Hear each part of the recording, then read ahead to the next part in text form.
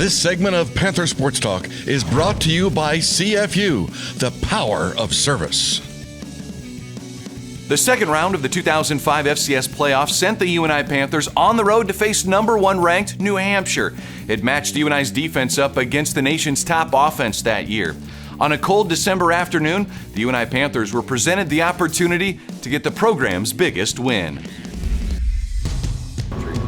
To me, it was the biggest game that I have experienced in that role because we were on the road.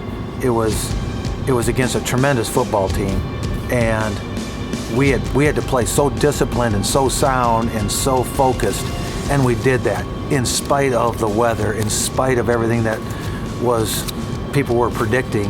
We went out there and locked in and did it. It was probably the number 1 win that I can remember in my career that I felt really that we had done something very, very special and something very hard to do.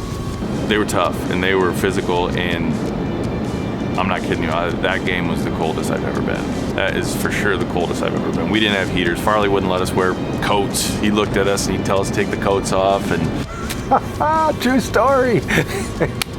I did. Yes, that's a true story because I was getting phone calls all week from New Hampshire media saying they're playing with the boys from the Dome. They're kind of like Dome guys. They don't come out of the Dome. And it's like they're going to play on grass. And it's like the first time we're going to see grass or snow. I don't think they realized we played in Cedar Falls, Iowa, outside. We didn't practice in the Dome, so we were pretty used to the cold. All of us, we're from Minnesota, Wisconsin, Iowa, Missouri, Kansas. We shovel driveways growing up all the time. It was cold. That was northern New Hampshire. We all had visors on. We had to take them off because they were freezing and cracking. We couldn't wear sleeves. It was a mental toughness for all of us, but that's exactly what it was, is mental toughness. And I think when New Hampshire saw a bunch of Iowa farm boys, they thought come in with no sleeves in there, and they got a little worried. Our players did not complain. They were cold, but they did not complain. They played, and they played hard. And I remember we got out to a 21-0 lead, and then we held them off at the end and won a huge football game. They were a good team. They had David Ball, Ricky Santos, I think, their quarterback receiver. Both of them, I believe, got drafted. If not, they both went to CFL and put in some good numbers in there. That was a defensive game for us. They didn't score till late in the second half.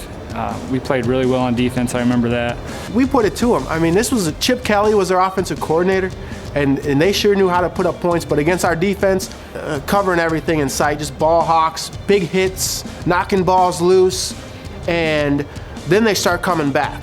Throughout the week, we're like, okay, yeah, they're pretty good. We know why they're ranked high now, all right? They got All-American quarterback, All-American receiver. Their defense is tough. They were putting 40 on people before the first 3 quarters were even over. It was like a pinball machine of points. And maybe correct me if I'm wrong, but is that the game where they were pitching it and lateraling it till the last second of the day, and they kept moving forward on the last with 0 seconds on the clock? I think they were pitching it back and forth, and I was nervous that they were going to come back and win that thing. I think they got 60 yards down the field, if that's the game I'm thinking of, and they were a couple guys away from breaking it back to have us lose that game. But that was the only thing I can remember about that game is it was really, really cold.